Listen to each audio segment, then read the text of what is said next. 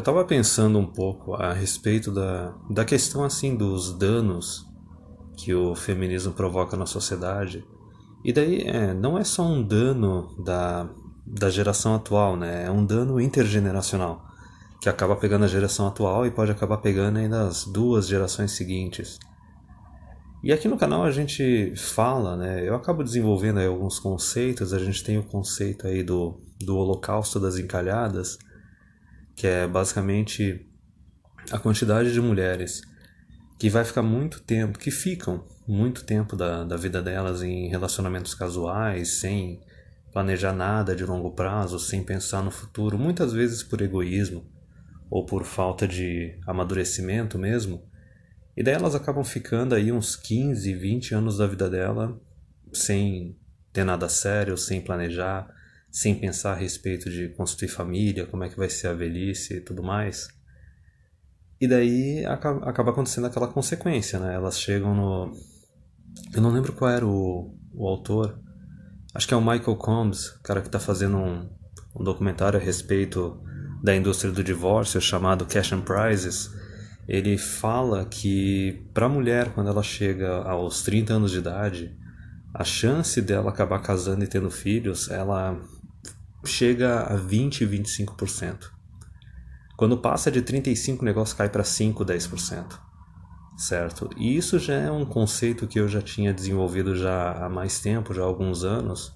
Nessa parte um pouco, eu não lembro se eu desenvolvi esse conceito antes ou depois de ler aquele texto da bolha misândrica. Eu acho que foi depois, no qual eu fiz aqueles cálculos na cabeça, né? Bem, a gente tem uma geração de mulheres que nasceu ali em 80, 90 e a gente pode ver que entre 2000, 2010 até ali 2015 era a época da promiscuidade absurda. A própria indústria do entretenimento refletia muito isso nos filmes, especialmente nas cantoras, nos videoclipes.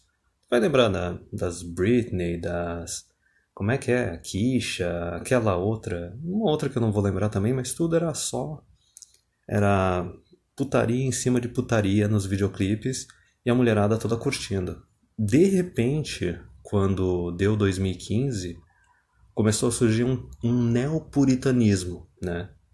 De querer reprimir a sexualidade feminina e querer impor novas regras extremamente diferentes do que tinha sido aplicado nas regras assim, de relacionamento entre homens e mulheres nos últimos 15, 20 anos.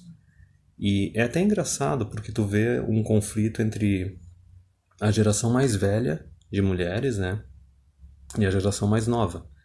Porque a geração mais velha, ela está percebendo que o tempo está passando, elas estão envelhecendo, elas não têm mais aquela mesma capacidade de ficar traindo parceiros. Chega naquela fase da epifania, né, da mulher, entre 25 e 30 anos, que ela começa a ver que ela não consegue competir com a safra mais nova de mulheres, vê que está envelhecendo, começa a exigir algo sério, começa a exigir que o homem com quem ela está se relacionando se comprometa e acabe se tornando um provedor, independente dela ser totalmente solteira com filhos ou até mesmo ser uma mulher com filho solteira, né? A dinâmica é meio que a mesma.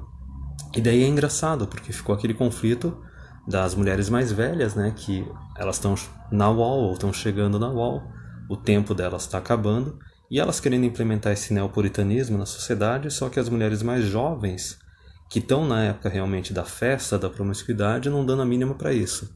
Então, o pessoal fala assim que as mulheres são unidas. Não, elas não são. Elas são unidas enquanto elas estão no mesmo grupo, certo? Tu tem um grupo muito distinto de mulheres, que seria das jovens e solteiras e das velhas e mais velhas e casadas ou comprometidas. Pode ter algumas questões no quais elas são bem unidas, mas em outras, digamos, nem tanto. Quer dizer, nos direitos estatais elas vão ser bem unidas, mas nas normas sociais de relacionamento vai ser diferente porque cada grupo tem os seus, digamos que assim, os seus objetivos, os seus interesses, certo? Enquanto a mulherada mais jovem está interessada assim, só em festa e sem comprometimento nem nada, a mais velha já está mais preocupada com o futuro, preocupada com compromisso, com provisão.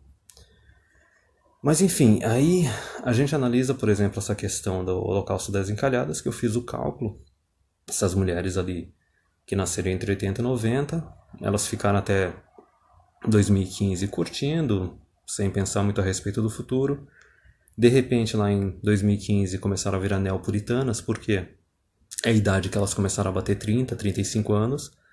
E daí eu já estava prevendo que a desgraça ia ser ali entre 2020 e 2030, porque seria a década na qual todo esse grupo de mulheres iria chegar aos 40 anos de idade. E que nem eu falei lá do Michael Combs, né, aquele momento extremamente crítico. As chances delas conseguirem arranjar um companheiro, se casar e ter filhos são mínimas. A parte dos filhos a gente já sabe porque é por causa da questão da biologia. Por mais que elas possam aí congelar óvulos, não adianta de nada se o útero não estiver funcionando.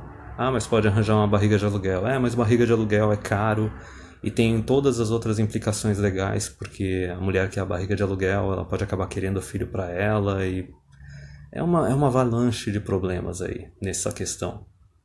E o outro detalhe também, além da parte da reprodução, é a parte de achar um companheiro. Porque quem é o homem que quer se casar com uma mulher com mais de 30, mais de 35, mais de 40? Primeiramente, o cara que pensa em se casar e construir família é um cara que tem status, é um cara que tem recursos. Ele pode escolher muito bem mulheres mais jovens. Então, isso seria toda aquela questão do dano do feminismo só na parte feminina, do holocausto de encalhadas, que seria a questão, por exemplo, basicamente uma safra perdida de mulheres. É bem a expressão que o Aaron Clarey, um produtor de conteúdo lá dos Estados Unidos, utilizou. É simplesmente uma safra perdida, é uma safra de mulheres que teve todas as oportunidades. Na verdade, é a geração de mulheres que mais teve direitos e oportunidades em toda a história da humanidade. É engraçado como o retorno para a sociedade foi o mínimo, né? E daí não tem o que fazer, é um desperdício total.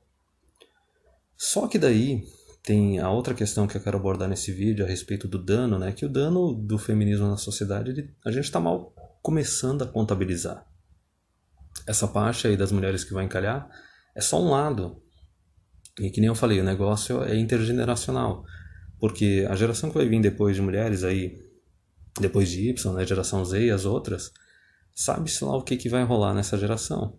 A gente já tem algumas experiências, alguns relatos aqui no canal, que são mulheres que estão bem mais promíscuas, são mulheres que estão consumindo mais droga, estão com mais problemas psicológicos. E tem aquela outra deixa, né? Elas estão pegando uma situação de oportunidades que provavelmente vai ser pior do que as oportunidades das mulheres da geração Y. Resumindo, o Estado já não vai, numa dessas, ter muito recurso para investir nelas, ou querer investir muito nelas.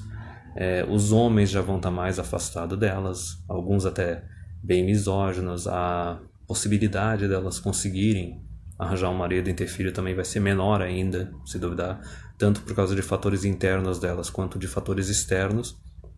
Só que vamos abordar também um pouco a questão dos homens, né? O dano que o feminismo vai causar na sociedade através dos homens.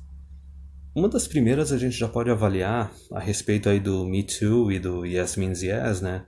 Yes Means Yes é aquela questão do homem e a mulher eles terem um relacionamento, seja um relacionamento casual ou sério, e depois de semanas, meses ou até mesmo anos, a mulher ela resolve retirar o consentimento, certo? Só isso já é uma coisa que vai afastar um monte de homem.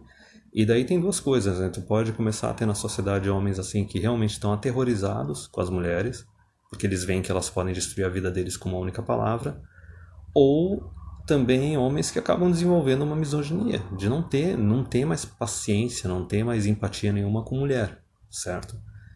O que é compreensível, certo? Quando tu se torna um cidadão de segunda categoria na tua sociedade, tu só toma paulada na cabeça, tanto das mulheres na tua vida cotidiana, quanto especialmente na mídia, é lógico que vai ocorrer alguma reação. Então tu tem os caras que vão se afastar por terror, tem os caras que vão se afastar por perder paciência com mulher, desenvolver algum tipo de aversão. Aí ainda tem também a outra questão ali, além do Yes Means Yes, que é o Me Too, né?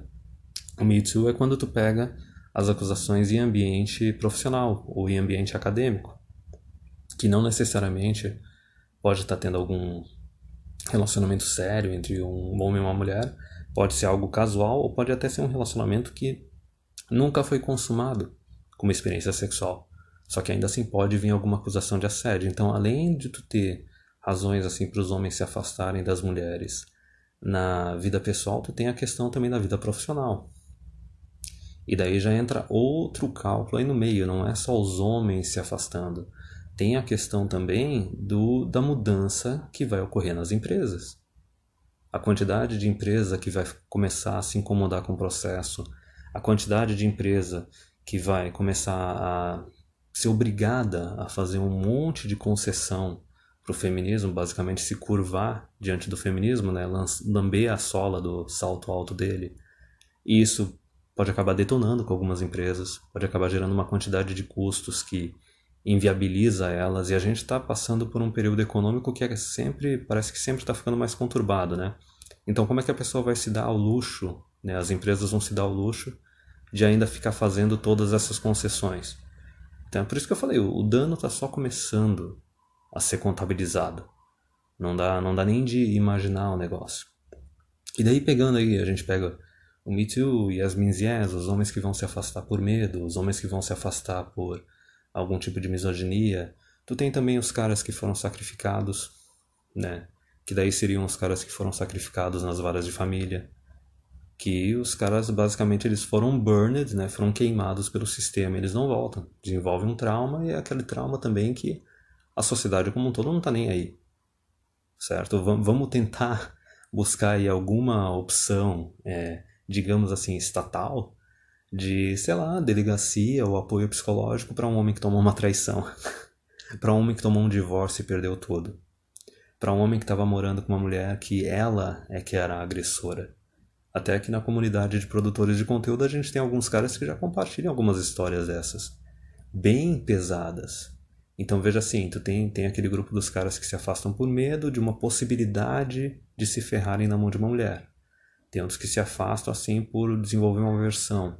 E tu tem aqueles que se afastam porque realmente foram queimados, foram ferrados por uma mulher. E daí um cara desses talvez vai voltar? A sociedade ela tá fazendo alguma coisa para fazer esses caras voltarem, ou estão deixando eles completamente abandonados, ou pior, né? Martelando 7 dias por semana, 24 horas por dia, só discurso feminista e só doutrinação antimasculina em cima desses caras. E daí, por fim, tem uma outra questão aí também, que vamos pegar, por exemplo, assim, ok, os caras que não desenvolveram alguma aversão ou alguma misoginia ou não foram queimados pelo sistema, né, os que ainda sobreviveram, os que ainda restaram, a gente pode ter alguns grupos aí. Primeiro, os caras que chegam naquela conclusão que não vale a pena casar e não vale a pena ter filhos, porque eles viram algum parente, alguém próximo se ferrando, ou pesquisaram um pouco a respeito das leis para ver como é que funciona a vara de família, e acabaram decidindo que não rola, o negócio é ficar sendo solteiro mesmo. Seriam os caras normais, é que nem o pessoal que chega aqui no canal que falava, eu já estava seguindo o estilo de vida sem nem saber a respeito dele. Tem um monte de cara assim. Eu acho até que esse grupo é a maioria. É a maioria. E daí tu imagina, esses caras vão voltar? É aí que tá. A sociedade está fazendo alguma coisa para fazer esses caras voltarem? Para dar alguma garantia para eles, alguma segurança para eles? Para tornar, digamos, o casamento, a paternidade dele para eles atraente novamente? E quanto tempo esses caras podem ficar sozinhos numa dessas, se acostumar a ficar sozinho, gostar de ficar sozinho? Mesmo que, ok, a gente pode ter uma safra perdida de mulheres da geração Y, talvez uma safra válida ali na geração Z, que possa querer voltar a casar e ter filhos, só que e se a sociedade não fizer um serviço para atrair esses homens de volta? E se a sociedade não mudar as leis, não mudar as regras nesses quesitos? Então, vamos pegar um pouco mais também. Porque a diferença assim do cara que estava só seguindo o estilo de vida, que meio que aceitou a realidade, é o cara que ele aceitou a realidade, mas não tentou buscar o porquê que as coisas são assim, ou tentar ver como é que poderia fazer para as coisas mudarem, né? Qual é o último grupo agora que eu tô falando? O último grupo que eu tô falando aí são os MGTOW, são os caras da Manosphere, que daí realmente são os loucos da cabeça mesmo, porque eles chegaram à conclusão que não dá para casar, não dá para ter filho, a cultura, a lei tá muito anti-homem, Só que eles não pararam por ali, eles não pararam só assim, não, ok, vou aceitar essa realidade, vou viver do meu jeito e vai ser assim mesmo até o resto da minha vida. Só que começaram a pesquisar o porquê, começaram a queimar a massa cinzenta para ver o que poderia ser feito. E até mesmo nesse caso, também é um tanto drástico, porque veja bem o seguinte, digamos, vamos ser extremamente otimistas agora, né? Vamos imaginar que, ok, em uns 10, 20 anos ocorram aí algumas mudanças. Ocorra uma grande reforma nas leis de casamento, de paternidade, a cultura se altere, né? Ocorra algo que... Como é que o pessoal mais tradicom, o pessoal mais ingênuozinho gosta de falar, tipo, uma reatação entre os sexos, né? Aquele pessoal igualitário da Kumbaya, harmonia e etc. adora falar isso. Digamos que isso ocorra, né? Vamos fazer um exercício psicológico. Ok, ainda assim a gente tem que levar em consideração hipergamia feminina e etc. Então, mesmo nesse cenário, tu ainda teria aqueles caras que ficaram bem traumatizados, que desenvolveram um terror por mulher ou uma aversão, uma misoginia ali. Tu tem aqueles caras que foram completamente torrados pelo sistema, e imagina a situação daquele cara que se ferrou bastante no divórcio e vai passar o resto da vida dele numa situação de pobreza, pagando pensão a rodo e tendo um monte de bens dele saqueado. Quer dizer, mesmo que depois as coisas melhorem, esse cara não vai ter status e recursos para ter um relacionamento de novo, certo? Para construir família. Da mesma forma, a gente tem aí os homens os mais normais, né? Que decidiram ficar solteiros, mas se a coisa melhorar depois, beleza. Só que a gente está vendo também essa questão de planeta 50-50 ou no 2030, tacando o feminismo e ação afirmativa nas empresas e também organizações do setor público à torto e direito. Isso daí já é uma coisa de empoderar a mulher às custas dos homens, desempoderando eles, certo? Então, digamos, mesmo que as coisas melhorem depois, esses homens também eles vão estar um tanto saqueados, eles não vão ter recursos e status para atrair uma mulher mais para frente e construir família, certo? Então tem dano para tudo quanto é lado quando tu começa a calcular o negócio. E por fim, até aí na questão dos caras assim MGTOW, dos caras Red Pill, aí é uma questão mais grave ainda, porque, vamos lá, de novo, sendo bem otimista, imagina que as leis melhorem, a cultura melhore, o casamento, a paternidade se torne atrativa novamente. Eu não consigo imaginar um cara Red Pill voltando para a plantação, depois de ter fugido do cercado, voltando para a plantação, não importa o quanto as coisas melhorem. O cara voltar e tá disposto a ser um provedor, certo? Tá disposto a construir família. A meu ver, e na parte da maioria dos caras, Red Pill assim, mais MGTOW, né, da Manosphere, eu não vejo isso como uma possibilidade. No máximo, eles podem chegar a um nível de talvez coabitar, certo? Quando tá mais velho, assim, depois dos 40, depois dos 50. E antes disso, só namoro e deu. Então, quando tu começa a ver essa parte, assim, dos danos do feminismo na sociedade, não é uma coisa que pega só as mulheres, não é uma coisa que pega só uma geração. Tem um monte de externalidade, tem um monte de fator ali. É uma avalanche de danos que, se tu for calcular, tu vai ficar muito tempo analisando o resultado final disso. E o resultado final disso a gente já tá aí, já dá pra ver, não é só uma safra perdida de mulheres, né? Talvez até mais de uma safra perdida de mulheres. Aí coloca mais uma safra perdida de homens, certo? Aí tu coloca também a quantidade de feminismo e socialismo ali no governo e nas empresas detonando com a economia. E daí tu tem mais outros detalhes aí, que daí isso ainda pode também contribuir para uma certa recessão econômica, seguida ainda da recessão econômica simplesmente pela queda da taxa de natalidade. Então, que nem eu falei, a gente está só começando a contabilizar os danos do feminismo. E é engraçado que é só uma ou outra comunidade que está falando a respeito disso. O mainstream mesmo, o pessoal normal, nada disso. Até parece que assim, no mainstream mesmo, nas empresas, na mídia, nas universidades, eles ainda estão seguindo a cartilha, seguindo o plano de que não. O feminismo é o igualitarianismo que está certo e é assim que eles vão criar algum tipo de paraíso na Terra. Mas enfim, né? Só resta esperar agora e ver o que vai resultar de tudo isso.